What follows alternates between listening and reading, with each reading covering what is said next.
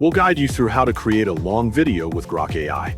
If you find this helpful, don't forget to like and subscribe. First, use the Google Chrome browser as an example. Double-click to open Google Chrome on your computer.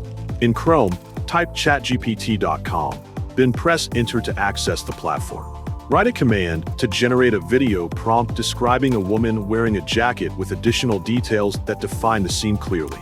Once finished, click the arrow icon to send the command and wait for processing. After that, the result will appear on the screen for review. Open a new browser tab and type grok.com, then press Enter to continue the workflow. Click the Imagine menu to start creating a video using the generated prompt. Make sure to select the Generate Video type and adjust the other settings as needed.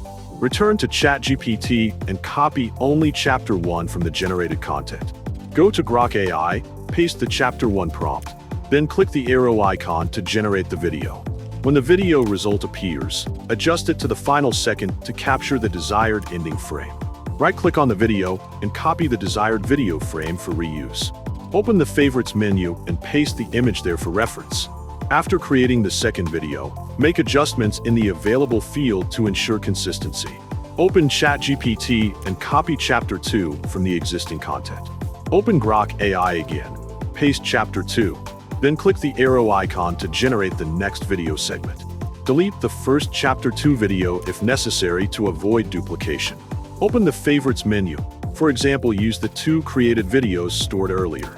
Ensure the videos appear properly connected in sequence and visually aligned.